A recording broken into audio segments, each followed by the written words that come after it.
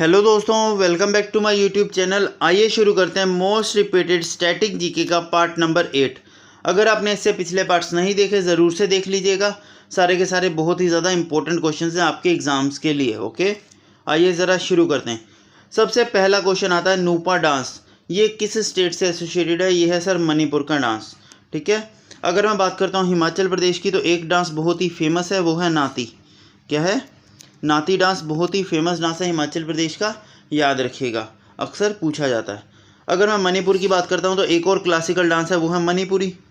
ठीक है, मणिपुरी। लेकिन अगर बात करता हूँ तो मणिपुरी किसके बारे में बताता है? मणिपुरी डांस जो है किस चीज़ के बारे में बताता है? तो याद रखिएगा, ये बताता है रास लीला के बारे में।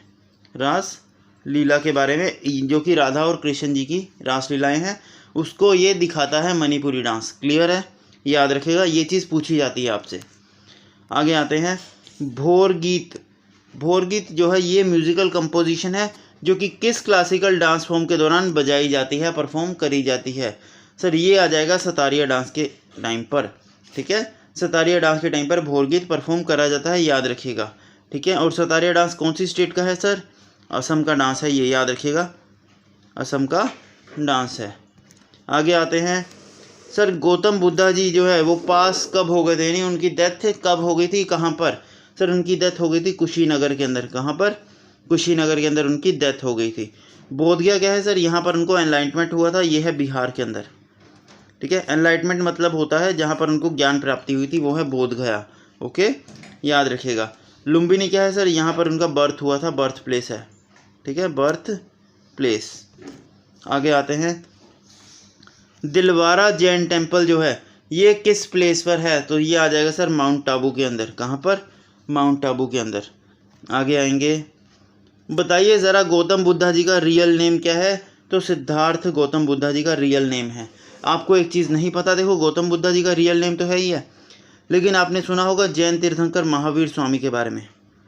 महावीर, ठीक है, ये जो महावीर तीर्थंकर है ये है 24th तीर्थंकर जैन के, और इनके जो फादर हैं, इनके जो फादर हैं उनका नाम भी क्या है? सिद्धार्थ नाम है, ये भी आपको पता होना चाहिए। ठीक है, चलिए नेक्स्ट आते हैं। बताइए ज़रा गौतम बुद्ध जी का बर्थ कहाँ हुआ था? सर लुम्बिनी में हुआ था, मैंने बता दिया। ठीक है, नेक्स्ट आते हैं, ज्ञान प्राप्ति यानी एनलाइटमेंट सर बोध गया के अंदर हुई थी, जो कि बिहार के अंदर है। अब आप मुझे कमेंट्स में बताएंगे कि बोध गया जो प्लेस है ये किस रिवर के किनारे पड़ती है, ये किस नदी के किनारे पड़ती है, ये आप मुझे कमेंट्स में बताएंगे। ओके, नेक्स्ट आते हैं। देखो दोस्तों, एक होता महायान, एक होता त्रिपिटका। त्रिपिटका, ये दोनों ही किताबें आपसे पूछता है। महायान हो गया, ये भी बुद्धिज्म से, त्रिपिटका ये भी बुद्धिज्म से है, ये याद रखिएगा, इंपॉर्टेंट है। ठीक है, नेक्स्ट आते हैं। सबसे पहली बुद्धिस्ट काउंसिल कहाँ हुई थी? सर राजगृह में हुई थी, राजगृह में हुई थी, याद रखिएगा। ठीक है, तो आ गया त्रिपिटका, ये भी कहाँ से है? सर बुद्धिज्म से एसोसिएटेड रहेगा। नेक्स्ट आते हैं, ये क्वेश्चन आपके लिए इंपॉर्टेंट रहेगा, ये बच्चे गलत करते हैं। देखो दोस्तों, आपसे पूछा जाता है कि एक्सेस टू इंटरनेट, क्या एक्सेस टू इंटरनेट, इंटरनेट पाने का अधिकार ये हर एक नागरिक को है, लेकिन किस आर्टिकल के तहत? तो आर्टिकल नंबर 19 आंसर आएगा, ना कि 21। बच्चे इसमें 21 आंसर मार्क कर देते हैं, जो कि गलत आंसर है। आर्टिकल नंबर 21 आपको अधिकार देता है right to life, right to sleep, ये दो आर्टिकल्स आर्टिकल नंबर 21 देता है, याद रखिएगा। ठीक है, नेक्स्ट आते हैं। रेट्स की बात करता हूँ तो कितने तरीके की रेट्स होती हैं? सर 5 तरीके की रेट होती हैं, लेकिन जो क्वेश्चन बनता है वो यहाँ से ये बनता है कि सर एक होती है सुप्रीम कोर्ट, एक होती है हाई कोर्ट। सुप्रीम कोर्ट किस आर्टिकल के तहत रेट जारी करता है और हाई कोर्ट किस आर्टिकल के तहत रेट जारी करता है? सुप्रीम कोर्ट करता है सर आर्टिकल नंबर 32 के तहत, और हाई कोर्ट करता है सर आर्टिकल नंबर 226 के तहत रेट्स जारी करता है। ठीक है, चलें आगे।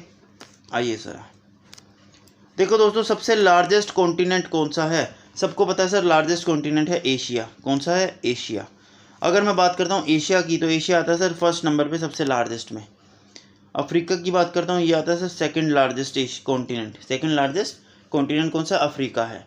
ठीक है, आइए ज़रा बताइए ज़रा, चाइना जो है अपनी लंबी सबसे ज़्यादा लॉन्गेस्ट बॉर्डर जो है किस कंट्री के साथ शेयर करता है?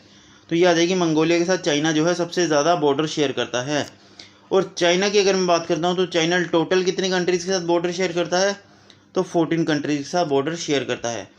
इंडिया कितनी कंट्रीज़ के साथ बॉर्डर शेयर करता है, तो ध्यान रखना इंडिया में कन्फ्यूज़न होता है बच्चों को। अगर मैं बात करता हूँ लैंड बाउंड्री की तो इंडिया करता है 7 देशों के साथ। अगर मैं बात करता हूँ वाटर बाउंड्री की, तो टोटल 2 कंट्रीज़ के साथ बॉर्डर बाउंड्री शेयर करता है। अगर मैं बात करता हूँ इंडिया टोटल कितनी कंट्रीज़ के साथ बॉर्डर शेयर करता है, तो 9। ध्यान रखिएगा क्या चीज़ पूछी है, इंडिया बॉर्डर कितनों के साथ शेयर करता है, 9। लैंड बॉर्डर सर 7 और वाटर बॉर्डर सर 2 के साथ। क्लियर है, चलें आइए ज़रा। चाइना अपनी, जैसे यहाँ लिखा ना लैंड बाउंड्री, ऐसे ही इंडिया में भी लिखा आता है कि इंडिया अपनी लैंड बाउंड्री कितनों के साथ शेयर करता है। तो चाइना लैंड बाउंड्री कितनों के साथ शेयर करता है, 14 के साथ। ठीक है, नेक्स्ट आते हैं, बताइए ज़रा एल्प्स माउंटेन इनको यंगेस्ट माउंटेन रेंज बोली जाती है, ये बोली जाती है यंगेस्ट माउंटेन रेंज। ठीक है, ये यंगेस्ट माउंटेन रेंज बोली जाती है। ये कौन से कॉन्टिनेंट में आती है, यूरोप के अंदर आती है, याद रखिएगा। ठीक है, इंडिया के अंदर सबसे ओल्डेस्ट माउंटेन रेंज कौन सी है, अगर बात करता हूँ इंडिया के अंदर, क्या इंडिया के अंदर कहाँ लिख रहा हूँ मैं, आ जाओ। देखो दोस्तों, अगर मैं बात करता हूँ इंडिया के अंदर, ठीक है, तो इंडिया के अंदर सबसे पुरानी माउंटेन रेंज कौन सी है, अरावली। या अरावली रेंज सबसे पुरानी माउंटेन रेंज है इंडिया के अंदर, याद रखिएगा। नेक्स्ट आते हैं, ये इंपॉर्टेंट है, विजयनगर एम्पायर, ये किस ईयर इस्टेब्लिश हुआ था, 1336 में इस्टेब्लिश हुआ था। सर इसे इस्टेब्लिश किसने किया था, हरिहर राय, क्या हरिहर राय और बुक्का राय ने। ठीक है, हरिहर राय और बुक्का राय ने किया था। अच्छा, अगर मैं बात करता हूँ तो सर ये दोनों किस क्लैन से बिलोंग करते हैं, सर ये बिलोंग करते हैं संगम डायनेस्टी से। किसमें, संगम डायनेस्टी से। ठीक है, अब अगर एक बात करूँ तो विजयनगर एम्पायर का फेमस राजा वो कौन है, सर वो है कृष्ण देव राय। ये कौन सी डायनेस्टी से, ये है सर तुलुवा डायनेस्टी से। ठीक है, तुलुवा डायनेस्टी से। सर विजयनगर एम्पायर में टोटल कितनी डायनेस्टीज़ हैं, सर टोटल 4 डायनेस्टीज़ हैं, याद रखिएगा। ठीक है, कृष्ण देव राय जो है सर, ये इन्होंने एक बैटल लड़ा था, बैटल ऑफ तलाई कोटा। वो बैटल किस ईयर लड़ा गया था, आप मुझे कमेंट बॉक्स में बताएंगे। विजयनगर एम्पायर के राजा कृष्ण देव राय ने एक बैटल लड़ा था, बैटल ऑफ तलाई कोटा। वो किस ईयर लड़ा था, वो आप मुझे कमेंट बॉक्स में बताएंगे। नेक्स्ट आते हैं, बताइए ज़रा इलेक्शन ऑफ प्रेसिडेंट की कौन सा आर्टिकल बात करता है, तो सर 54 आर्टिकल बात करता है। सर 52 बात करता है कि हर एक देश में प्रेसिडेंट होना चाहिए। सर 54 बात करता है इसके इलेक्शन की। अगर 53 की बात करूँ तो ये बात करता है पावर्स की, क्या पावर्स की, याद रखिएगा। ठीक है, नेक्स्ट आते हैं, ठुल्लल डांस, ये डांस बहुत बार पूछा जाता है एग्ज़ाम में। सर ये डांस है केरला का, कहाँ का है, केरला का है, याद रखिएगा। ठीक है, नेक्स्ट आते हैं, देखो ये MTS का ही क्वेश्चन है आपका, MTS 2023 का लेटेस्ट सवाल है, जिसमें पूछा गया था ग्रेट बाथ जो है ये मोहनजोदारो में मिला है, ये किस शेप में है, किस आकार में है, तो रेक्टेंगुलर शेप में है, याद रखिएगा। ठीक है, किस शेप में है, रेक्टेंगुलर शेप में है, याद रखिएगा, इंपॉर्टेंट है। नेक्स्ट आते हैं कि बताइए ज़रा सबसे पहला पर्सन कौन है जिन्होंने हिंदी में स्पीच दी थी यूनाइटेड नेशन जनरल असेंबली के अंदर।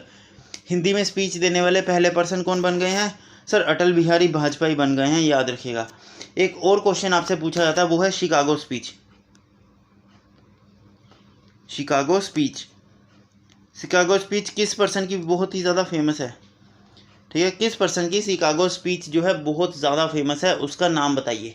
ये मैंने आपको प्रीवियस लेक्चर्स में करवाया हुआ है, तो बहुत इंपॉर्टेंट है, याद रखिएगा। शिकागो स्पीच किस पर्सन की है, आप मुझे कमेंट बॉक्स में लिखेंगे, ओके। और नहीं पता तो पिछले पार्ट या 5th या 4th पार्ट में ये आपको मिल जाएगा, ज़रूर से देख लीजिएगा।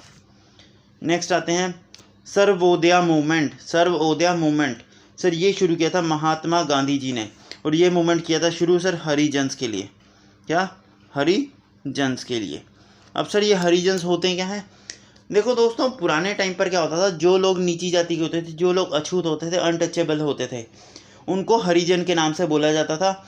इन लोगों को कोई बात नहीं करता, कोई कुछ नहीं, ये अलग से बसा रहता। जैसे मान लो ये पूरा गांव है, तो गांव के लोग सारे मान लो इस एरिया में रहते हैं, इधर की तरफ रहते हैं, तो इनको गांव के बाहर की तरफ कहीं इतना सा एरिया दे देंगे कि आप यहाँ पर ही रहो, आप हमारे साथ नहीं रह सकते, तो ये जो कंपैरिजन ना, इसको बोलते थे। और यहाँ पर रहने वाली जो कम्युनिटी थी, इनको महात्मा गांधी जी ने नाम दिया था हरिजन। जो अनटचेबल कम्युनिटी थी उसको गांधी जी ने नाम दिया हरिजन, कि हम सब लोग हरि के जन हैं, भगवान के बंदे हैं, भगवान के पर्सन्स हैं, हम में भेदभाव नहीं होना चाहिए।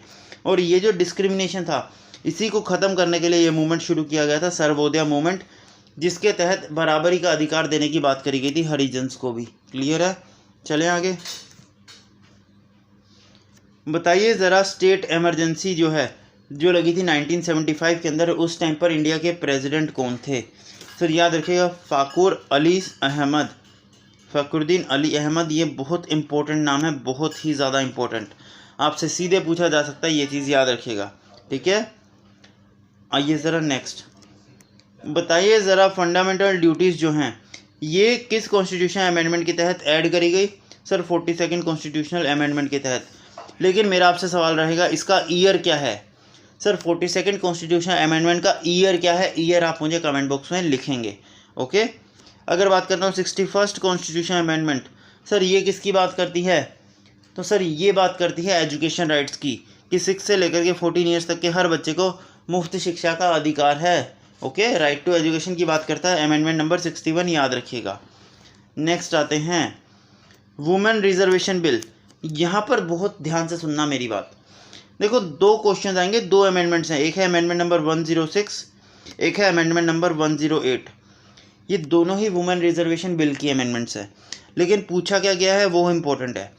देखो दोस्तों, वुमेन, अब इसमें 106 दे ही नहीं रखा तो हम 108 आंसर मार्क करेंगे, लेकिन अगर 106 और 8 दोनों मिल जाए तब तो आपको स्पेसिफाई करना पड़ेगा। देखो इधर, अगर मैं बोलता हूँ वुमेन रिजर्वेशन बिल जिसके तहत 18% रिजर्वेशन या फिर 1/3 रिजर्वेशन दे दी गई, ठीक है, कहाँ पर? दिल्ली लेजिस्लेटिव असेंबली के अंदर। दिल्ली लेजिस्लेटिव असेंबली की बात करता हूँ 1/3 रिजर्वेशन देने की, तो आपका अमेंडमेंट आ जाएगा 106। फिर सुन लो, 106 अमेंडमेंट वुमेन रिजर्वेशन बिल की तब आती है जब आपको बोला हो दिल्ली लेजिस्लेटिव असेंबली। जब आप दिल्ली लेजिस्लेटिव असेंबली वर्ड सुनेंगे वुमेन रिजर्वेशन बिल के साथ, तब आपका आंसर होगा 106। लेकिन अगर आपको दिल्ली लेजिस्लेटिव असेंबली स्पेसिफिक नहीं करा गया, अगर आपको स्पेसिफिक नहीं करा गया कि दिल्ली लेजिस्लेटिव असेंबली, तब आपका आंसर हो जाएगा 108। ठीक है, देखो 106 अमेंडमेंट के तहत ना सिर्फ दिल्ली लेजिस्लेटिव असेंबली के अंदर वुमेन्स को 1/3 अधिकार दिया गया, लेकिन 108 के तहत क्या हुआ, ऑल ओवर इंडिया की लेजिस्लेटिव असेंबलीज़ के अंदर, जो पूरे इंडिया के अंदर जितने भी मतलब लेजिस्लेटिव असेंबलीज होंगी, जितनी भी काउंसिल्स बनेंगी, उन सभी में वुमेन्स को 1/3 रिजर्वेशन देने की बात करी गई है। समझ आई बात? नेक्स्ट आते हैं। बताइए ज़रा, अमेंडमेंट का प्रोसीजर जो है ये हमने किस कंट्री से लिया है? साउथ अफ्रीका से लिया है।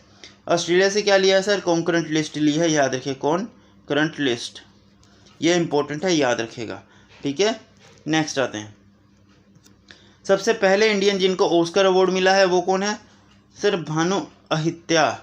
ठीक है, इसी तरीके से एक क्वेश्चन और पूछा जा सकता है कि सबसे पहले ग्रैमी अवार्ड, क्या ग्रैमी अवार्ड जीतने वाले पर्सन कौन है? सबसे पहले ग्रैमी अवार्ड जीतने वाले पर्सन कौन है, उसका नाम आप मुझे कमेंट्स में लिखेंगे। और सबसे ज़्यादा ग्रैमी अवार्ड जीतने वाले, सबसे मैक्सिमम ग्रैमी अवार्ड जीतने वाले पर्सन कौन है, उनका नाम आप कमेंट बॉक्स में लिखेंगे।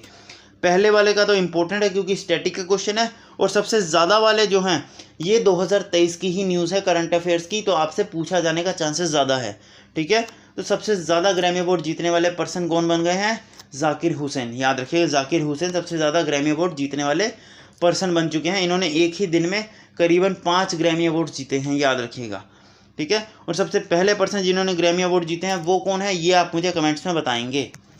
Next, BCCI board of cricket council, ये आती है सर, कब बनी थी? सर 1928 में बनी थी। इम्पोर्टेंट क्या है सर? एक बहुत ही फेमस ट्रॉफी है क्रिकेट की एक बहुत ही फेमस ट्रॉफी है सर सैयद अहमद खान कप।